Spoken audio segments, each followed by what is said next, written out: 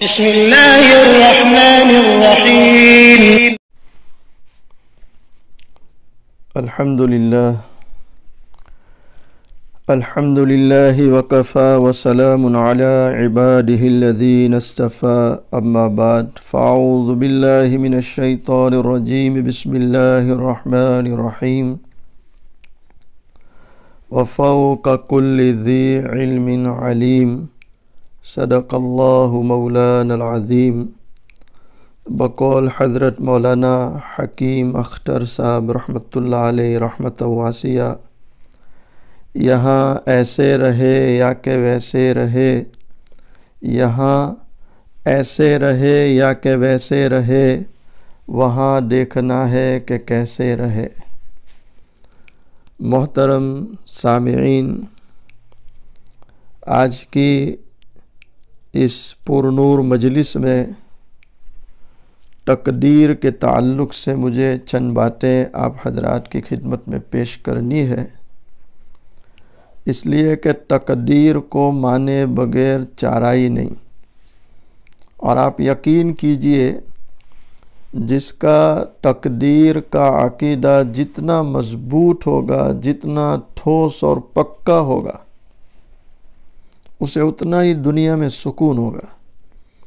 اس لیے کہ دنیا میں ہونے والے حالات، پریشانیاں، مسائل، مصائب، تمام چیزوں کو وہ اس نظر سے دیکھے گا کہ اللہ نے تقدیر میں لکھا تھا، ہوا، میرے اللہ کی مرضی، میرے اللہ کی مرضی۔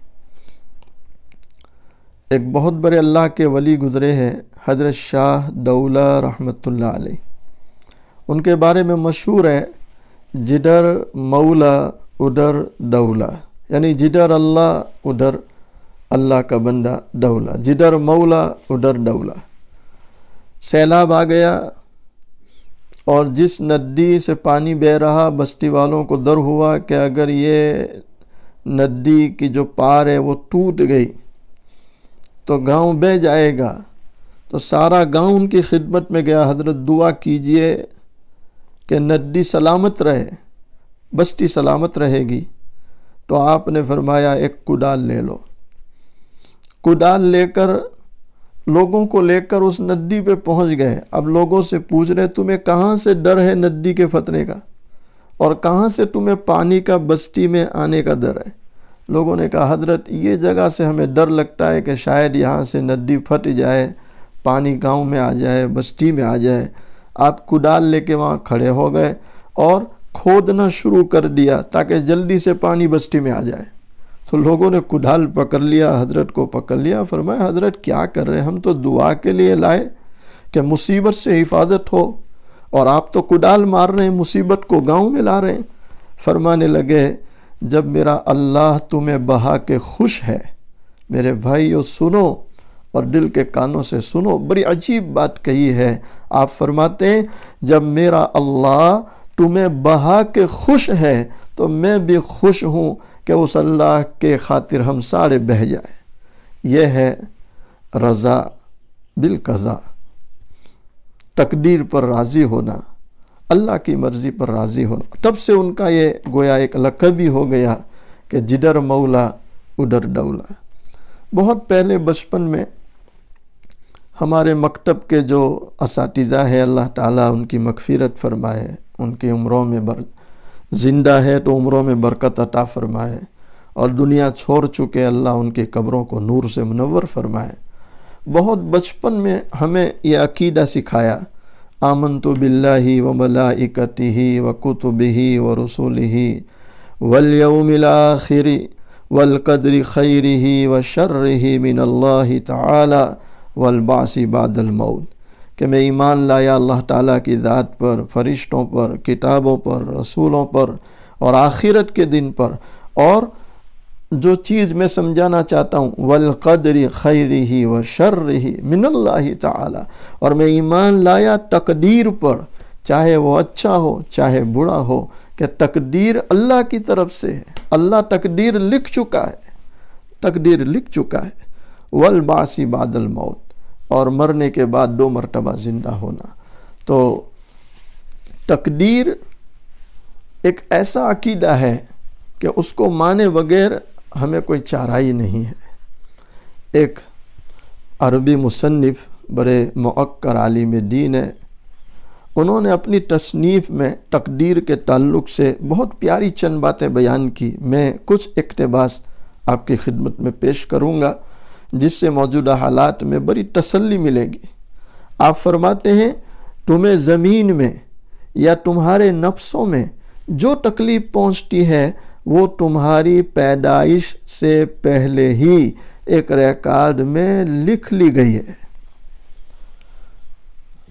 قلم سوکھ چکے ہیں، صحیفے اٹھا لیے گئے۔ اللہ اکبر۔ آپ فرماتے ہیں کہ جو چیز ہمارے مقدر میں ہے وہ اللہ لکھ چکا ہے۔ احادیث مبارکہ میں، صحیح احادیث میں یہ کلمات موجود ہے، وَجَفَّتِ الصُّحُفُ وَرُفِعَتِ الْأَقْلَامُ، کہ قلمیں جو لکھنے والی تھی وہ اٹھا لی گئی اور صحیفے سوکھ چکے ہیں۔ یعنی اللہ ہمارا تقدیر لکھ چکا ہے۔ اب ہماری آنکھوں کے سامنے جو کچھ ہو رہا ہے، چاہے ہمارے تعلق سے ہو، ہماری فیملی کے تعلق سے ہو، یا سماج، سوسائٹی، دنیا کے تعلق سے، یہ سب وہی ہو رہا ہے جو اللہ تقدیر میں لکھ چکا ہے۔ اللہ تقدیر میں لکھ چکا ہے۔ معاملہ طے ہو چکا ہے تقدیر کا، اور تقدیر لکھی جا چکی ہے۔ حضرت آگے فرماتے ہیں وہی ہم کو پہنچتا ہے جو ہمارے لیے لکھا جا چکا ہے، اور جو ہمارے لیے ہوا وہ ٹلنے والا نہ تھا۔ یعنی جو مصیبت ہم تک پہنچی وہ ٹلنے والی نہ تھی، چاہے کوئی کچھ بھی کہے۔ آج کے کورونا وائرس کے دور میں ساری دنیا کے حکمراں کی زبان سے ایک لفظ نکلتا ہے کہ ہم کورونا سے جنگ کریں گے۔ میرے بھائیو، یہاں بھی سوچنے کی ضرورت ہے۔ کورونا آسمانی آفت ہے، اللہ کی طرف سے بھیجی ہوئی مصیبت ہے، تو اللہ سے کوئی جنگ نہیں لڑ سکتا۔ جو بھی اللہ سے جنگ لڑنے کا دعویٰ کرے گا وہ ناکام ہو جائے گا۔ ہاں، یہ کہو کہ ہم اللہ کے سامنے اپنے آپ کو جھکاتے ہیں، اللہ سے معافیاں مانگتے ہیں۔ وہ اللہ جنگ لڑنے سے راضی نہیں، جنگ لڑنے سے اور ناراض ہوگا اور غصے ہوگا۔ اللہ راضی ہوگا معافیاں مانگنے سے، استغفار کرنے سے، اور آنسو بہانے سے، اور اپنے آپ کو جھکانے سے۔ حضرت فرماتے ہیں جو ہمارے لیے ہوا وہ ٹلنے والا نہ تھا، اور جس سے ہم بچ گئے وہ ہمارے ساتھ ہونے والا نہ تھا۔ میں بارہا اپنے بیانات میں کہتا ہوں، ایک شخص سڑک پہ بائک لے کے جا رہا، اچانک بائک گر گئی اور وہ کپڑے جھاڑتے ہوئے کھڑا ہو گیا، تو اس کی زبان پر ہوتا ہے بچ گیا۔ میں کہتا ہوں یہ نہ کہو بچ گیا، بلکہ یوں کہو الحمدللہ، اللہ نے بچا لیا، اللہ نے بچا لیا، کہ یہ مصیبت مقدر میں نہیں تھی تو اللہ نے بچا لیا۔ آپ دیکھیں کہ ہارٹ اسپیشلسٹ ڈاکٹر جو لوگوں کے سینے چیر کر ان کا آپریشن کر رہا، وہ اسپیشلسٹ ہے، اس کے ہاتھوں کئی دل کے مریض شفا پاتے ہیں، اور وہی ڈاکٹر جو ہزاروں کو شفا کا ذریعہ بنتا، دل کی بیماری میں انتقال کر جاتا۔ معلوم ہوا جو چیز اللہ نے جس کے مقدر میں لکھ دی ہے وہ ہو کر رہتی ہے، جو لکھا گیا وہ ٹلنے والا نہیں، اور جو ہمارے حق میں لکھا نہیں وہ ہم تک پہنچنے والا نہیں ہے۔ ہمارے مشائخ بارہا ان چیزوں کو بیان کرتے چلے آئے ہیں کہ نفع اور نقصان کا مالک اللہ ہے۔ اگر اللہ نے ہمارے مقدر میں نفع لکھ دیا ہے، ساری دنیا مل کر نقصان نہیں پہنچا سکتی، اور اگر اللہ نے ہمارے مقدر میں نقصان لکھ دیا ہے تو ساری دنیا مل کر ہمیں نقصان سے باہر نہیں نکال سکتی، اس لیے کہ مقدر ہمارا یہ بن چکا ہے، مقدر بن چکا ہے۔ اس لیے میں نے ہمارے حضرت کو بارہا سنا اپنے بیانات میں، جو حضور پاک صلی اللہ علیہ وسلم کی مسنون دعا ہے، مناجات مقبول میں بھی یہ موجود ہے، اللہم انی اسألک الصحۃ والعفۃ والامانۃ وحسن الخلق ورضا بالقدر۔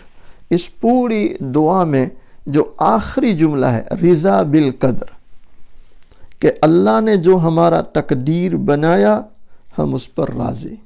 جو بھی تقدیر کے عقیدے پر مضبوط ہے اور جو اپنے تقدیر سے راضی ہے، اسے دنیا میں کوئی پریشانی نہیں، اسے دنیا میں کوئی غم نہیں، کوئی دکھ نہیں، کوئی افسوس نہیں، اس لیے کہ وہ ہر آنے والی بھلائی کو اور ہر آنے والی مصیبت کو یوں سمجھ رہا ہے میرے اللہ کی طرف سے آ رہا ہے۔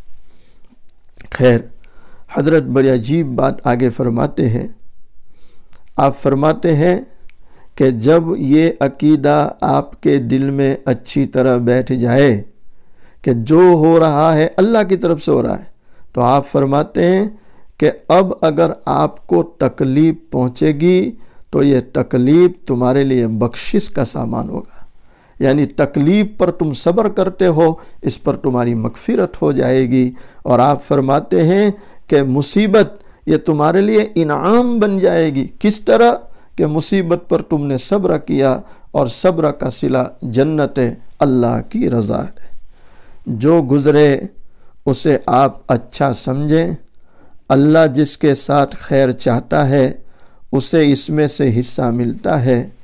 اب جو بھی آپ کو تکلیف پہنچے، بیماری لگ جائے، یا کوئی رشتہ دار مر جائے، یا مالی نقصان ہو جائے، یا گھر جل جائے، تو سمجھ لیں اللہ نے یہی مقدر میں لکھا تھا، اس لیے کہ سارا اختیار اللہ وحدہ لا شریک لہ کے ہاتھ میں ہے۔ ہاں، صبر کرنے پر ثواب ملے گا، اور جو ان چیزوں کا انکار کرے گا تو انکار کرنے والا گویا کفر کے درجے تک پہنچ جاتا ہے۔ اس لیے جو مصیبتوں کا شکار ہے وہ خوش ہو جائے کہ سب کچھ عظیم اللہ کے حکم سے ہو رہا ہے، جو دیتا بھی ہے لیتا بھی ہے، عطا بھی کرتا ہے اور چھین بھی لیتا ہے۔ یہ ساری قدرتیں اس کے پاس ہے، سارا اختیار اسی کے پاس ہے، اور ہم اسی پر ایمان لائے ہیں اور اس کی بنائی ہوئی تقدیر پر ایمان لائے ہیں۔ اس سے اس کے کاموں کا حساب نہیں لیا جائے گا، یعنی اللہ سے کوئی حساب نہیں لیا جائے گا۔ اللہ سے کون حساب لے سکتا ہے؟ البتہ مجھ سے، آپ سے اللہ تعالیٰ حساب لیں گے، حساب لیا جائے گا۔ میرے بھائیوں، تقدیر پر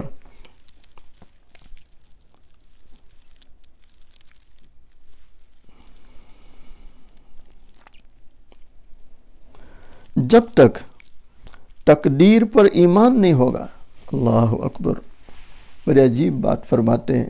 آپ فرماتے ہیں اپنے اس رسالے میں کہ بندے کو جب تک تقدیر پر ایمان نہیں ہوگا اس کو سکون نہیں ملے گا۔